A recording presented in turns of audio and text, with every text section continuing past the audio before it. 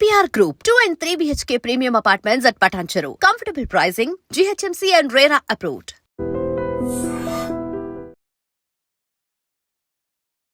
Welcome to I dream ధర్మ మార్గం with Vijitha కార్యక్రమానికి స్వాగతం.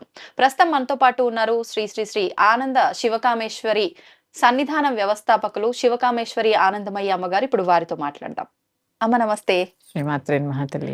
అమ్మ, ఈ ఆడవారి నెలసరి విషయానికి వచ్చేసరికి రకరకాల విమర్శలు.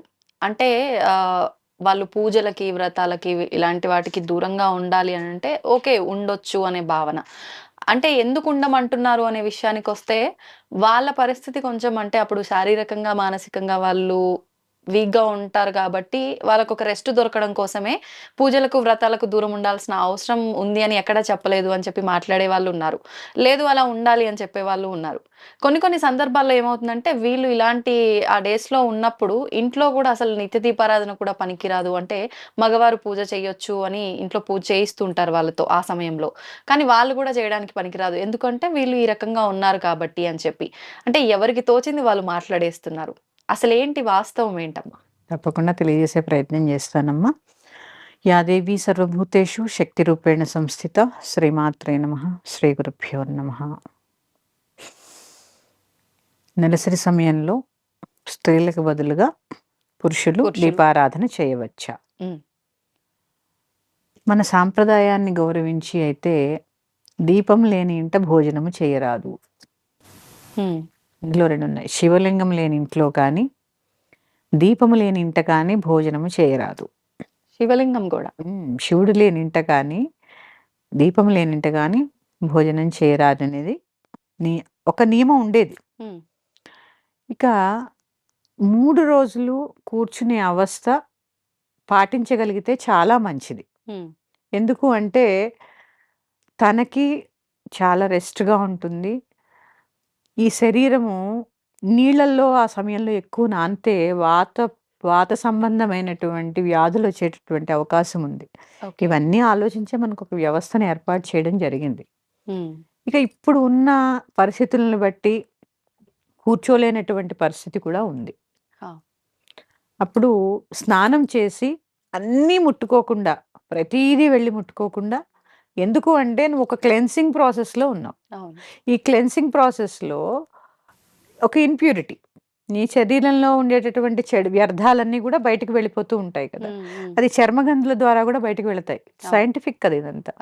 ఇవి వెళ్ళినప్పుడు నువ్వు అన్నీ ముట్టుకుంటూ ఉంటే నీ ఇంప్యూరిటీ అంతా తగులుతూనే ఉంటుంది కదమ్మా. ఇక్కడ అది అసలు అది అంతే తప్ప అంటరానితనం కాదు.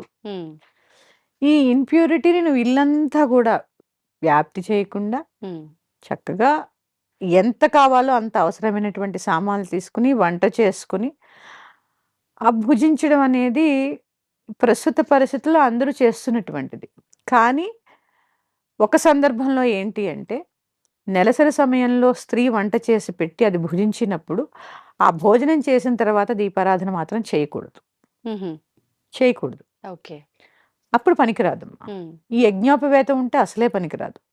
ఈ వీళ్ళు కూడా 3 రోజులు ఆవిడ వండిన ఆహారాన్ని భుజించినప్పుడు మళ్ళీ 4వ రోజు ఆవిడకి శుద్ధి అయిన తర్వాత 5వ రోజు వీళ్ళు కూడా యజ్ఞోపవేతం మార్చుకుని అప్పుడు పూజ చేసుకోవాలి తప్ప యజ్ఞోపవేతం ఉన్న వారికైతే పనికిరాదని నేను భావిస్తాను.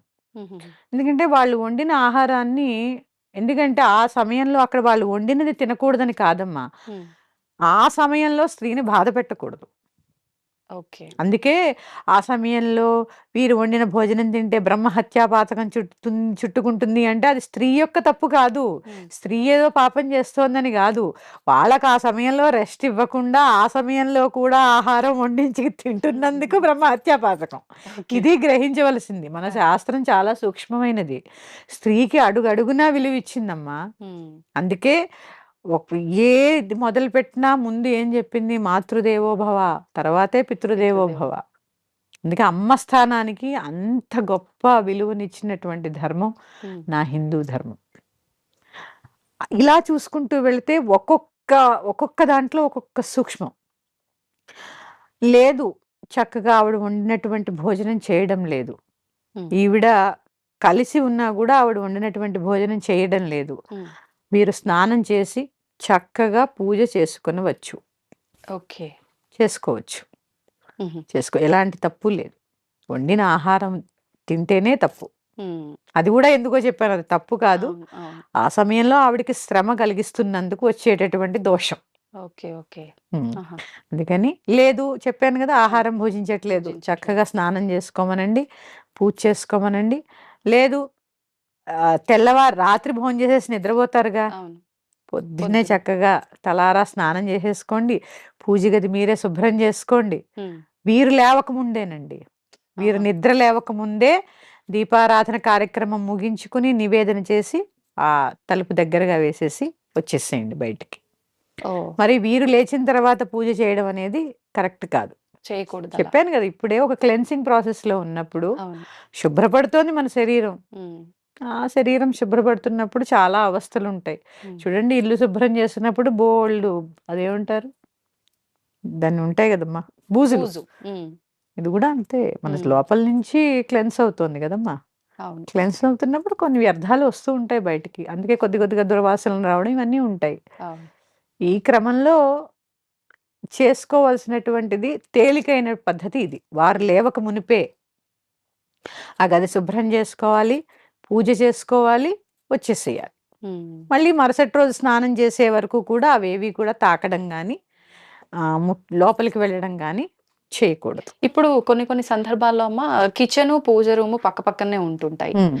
అలా వెళ్తున్నప్పుడు మనం పూజ రూమ్ దాటుకొని కిచెన్‌లోకి వెళ్ళాల్సుంటుంది. హ్మ్. అంటే అసలు వీళ్ళు తిరగటం కరెక్ట్ పద్ధతేనా? ఇప్పుడు ఇంతకు ముందులాగా పక్కన కూర్చోబెట్టి ఆ 3 రోజులు వాళ్ళని హ్మ్. ఏ పని చేయకుండా ఉండే పరిస్థితులైతే లేవు. లేవు. ఇంకొక విషయం, వంట చేయకూడదు అంటే కూడా వీళ్ళు తప్ప ఇంకో వంట చేసే ఆప్షన్ ఉండే ఉమ్మడి కుటుంబాలు కూడా లేవు. లేవు. అవును. కాబట్టి ఇప్పుడు మనం మొదట ఇప్పుడు దీపారాధన అంటే ఆడవాళ్ళు మనకు పొయ్యి వెలిగించే దగ్గరే దీపారాధన అసలైంది మొదలవుతుంది ఆ పూజ అంటారు. అవును. మరి ఇదంతా దోషంగా ఏమన్నా పరిగణించవచ్చా అంటే ఏం చెప్తారు? ఇది దోషం కాదమ్మా. ఇప్పుడేమవుతుంది, ధర్మం కొన్ని కొన్ని సార్లు మారక తప్పదమ్మా. ఇప్పుడు నువ్వు 2 గదులు ఇంట్లో ఉన్నావు. హ్మ్. ఆ ఇంట్లో తల్లి, కూతురు, భర్త ఉన్నారు. హ్మ్. తల్లి కూతురు రజస్వలయింది, తల్లి రజస్వలయిందనుకుందాం. హ్మ్. ఇప్పుడు ఈ రజోగుణంలో ఇద్దరు ఉన్నప్పుడు ఎవరొండి పెడతారు? ఆయన వండి పెట్టగలిగితే చాలా సంతోషం. కానీ వండి పెట్టాలి గదా! అవును. నిజంగా కూడా ఆ 3 రోజులు వండి పెడితే తప్పేంటి? హ్మ్. వారికి కూడా ఎంత వెసులుబాటమ్మా! హాయిగా 3 రోజులు 27 రోజులు పని చేసి, చేసి, చేసి అలసిపోయిన వాళ్ళు ఆ 3 రోజులకి నిజంగా చాలా రెస్ట్. మగవాళ్ళకి గూడా పనొస్తుంది. పనంటే ఏంటో అర్థమవుతుంది దీనివల్ల. అర్థమవుతుంది. అసలు పనంటే ఏంటో అర్థం అవ్వడానికి ఇవన్నీ పెట్టారు. మీరు తప్పేంటి అన్నారు ఆ 3 రోజులు చేసి పెడితే గాని అదే పెద్ద తప్పు. అవును. ఇప్పుడున్న సమాజంలో.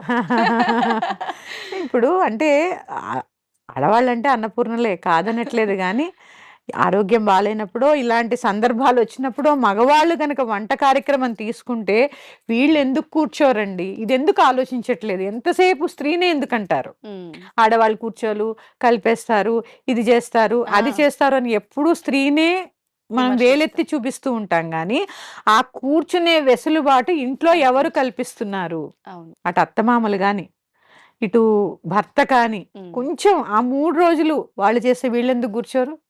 అవును. అప్పుడసలు ఈ ప్రశ్నలకే ప్రశ్నలు ఉద్భవించేటటువంటి అవకాశం అవకాశమే ఉండదు. లేదు. అవును. ఎటువంటి ఇంప్యూరిటీ ఉండదు. హ్మ్. కలిపేస్తున్నామేమో అనే బాధ ఉండదు. హ్మ్. నిజంగా కూడా మనం అలాంటి ధర్మం, ఎందుకంటే మన ధర్మాన్ని మనం పాటిస్తాం గాబట్టి, అవును. ఇది మన ధర్మం అని మన మన రక్తంలో నాటుకుపోయింది. హ్మ్. హ్మ్. ఎందుకంటే ఆ సమయంలో కూర్చోవాలి అనేది మన ధర్మం. ధర్మం. అందుకని చెప్తున్నాను గదమ్మా! కొన్ని కొన్ని సార్లు ధర్మాలు గూడా మారుతూ ఉంటాయి. ఈ దీపారాధన అనేది అసలు నిత్య దీపారాధన లేని ఇంట్లో భోజనం చేయకూడదు. ఇప్పుడమ్మా నిత్య దీపారాధన వరకైతే ఓకే. హ్మ్. లేదు ఇలా ప్రత్యేకమైన వ్రతాలు, నోములు ఇలాంటి పూజలేమైనా వచ్చినప్పుడు, హ్మ్. ఇంట్లో ఒక ముగ్గురు ఆడవాళ్ళున్నారు, ఇద్దరున్నారు అనంటే ఎవరికి ఏ టైంలో ఉంటుందనేది మనం హ్మ్. చెప్పలేం. అందరికీ ఒకేసారి ఉండాలని లేదు. అవును. ఇప్పుడు ఫర్ ఎగ్జాంపుల్ వరలక్ష్మి వ్రతమే తీసుకోండి. ఈ మాసంలో వస్తోంది గదా! ఆ రోజున వీళ్ళు వ్రతం ఆచరించే టైంలో ఇంట్లో మిగతా వాళ్ళకేమైనా పీరియడ్స్ ఉంటే ఈ ప్రత్యేకమైన పూజలు, ఈ వ్రతాలు చేసుకోవచ్చా? వాళ్ళు కలపొద్దమ్మా ఇంట్లో. వాళ్ళని దూరంగా ఉంచి దూరంగానే ఉంచాలి. హ్మ్. ఎలా కలుపుతారు? కలిపి ఎలా పూజ చేస్తారు? హ్మ్. కలపకుండా పక్కన కూర్చోబెట్టే పూజ ఆచరించాలి. హ్మ్. ఎందుకంటే మన ధర్మాన్ని ఆచరించవలసినటువంటి కొన్ని సాంప్రదాయాలు, ధర్మం అనే కన్నా కొన్ని సాంప్రదాయాల్ని స్త్రీలే పాటించి ముందుకు తీసుకెళ్ళాలి. హ్మ్. అలాంటి వాటిల్లో ఇదొకటి. అది అంటరానితనం కాదు, నీ గురించి నీకు పెట్టినటువంటి ఒక వ్యవస్థ. ఆ వ్యవస్థని ముందు తీసుకెళ్లేటటువంటి, రేపు మీరు చేస్తేనే కదా మీ పిల్లలకి చెప్పేది. అవును. అది ఇంప్యూరిటీ అని చెప్పొద్దు, ఇది ఎందుకు ఇంత ప్యూరిటీ అనేది వాళ్ళు గ్రహించేలా చేయాలి. అంతే. అందులో వాళ్ళు అలా చేయాలి అంటే మగవాళ్ళు కూడా సహకరించాలి. సహకరించాలి. ఆ 3 రోజులు వాళ్ళకి చక్కగా రెస్ట్ ఇవ్వండి, అవును. వాళ్ళు కూడా హ్యాపీగా ఉంటారు. ఇప్పుడు మీరు ఇందాక అన్నట్టు నిత్య దీపారాధనలో అయితే వీరు పడుకొని ఉండగానే వీళ్ళు ఈ దీపారాధన అంతా చెయ్యాలి. మరి ఇప్పుడు ఈ వ్రతాలు ఇలాంటి సమయంలో అయితే మనం అంత ఎర్లీ మార్నింగ్ అయితే ఏం చేయం, చేసుకుంటే ఈవినింగ్ చేసుకుంటారు, లేదంటే కాస్త 9-10 లోపు అంతా అయిపోయేటట్టు చేసుకుంటారు. అప్పుడు వాళ్ళు పడుకునే అవకాశం అయితే ఉండదు కదా. ఒక గదిలో మూలకు కూర్చోబెట్టేసేయండి అమ్మా. ఓకే. ముగ్గురు ఉన్నప్పుడు అసలు ఇప్పుడు 4 శుక్రవారాలు వస్తాయి, అవకాశాన్ని బట్టి వీలుంటే అందరూ కలిసి చేసుకునేలాగా ప్లాన్ చేసుకోండి. లేదు ఈ ఖచ్చితంగా ఈ సమయానికి చేసుకోవాలి అని ఉన్నప్పుడు వాళ్ళు పక్కన కూర్చోబెట్టండి. కూర్చోబెట్టి కలిపి అయితే వ్రతం చేసుకోవడం అనేది అసలు వద్దమ్మా. అది ఇదే చెప్తున్నాను, ఇన్ప్యూరిటీలో ప్యూరిటీని కలపద్దు. భగవంతుడు అనేది మనం నమ్మేటటువంటి శుద్ధ చైతన్యమైనటువంటి ప్యూరిటీ. అవును. ఆ ప్యూరిటీలో ఇంప్యూరిటీలు ఏవి ఉండకూడదు. మనసులో ఉండకూడదు, శరీరంలో ఉండకూడదు, ప్రకృతిలో ఉండకూడదు. ఇది గ్రహించాలి అందరూ. ఓకే. మరి యొక్క అంశంతో మీ ముందుకు వస్తాను. శ్రీమాత్రే నమః. స్వస్తి. ధన్యవాదాలమ్మా. తవ్వుతూనే శివలింగం. సరే దాన్ని అట్లా కప్పేసేయండి, చూపించదండి. Krishna is there. మూర్తి పూజ కాదు, సాక్షాత్ బ్రజేంద్ర నందన భగవాన్ ఉన్నారు మూర్తిలో. ఏమీ ఆశించకుండా ఆరాధించే వాళ్ళు కూడా ఉన్నారా ప్రభుజీ? నిజమైన భక్తి అంటే మనకు తెలియదు కాబట్టి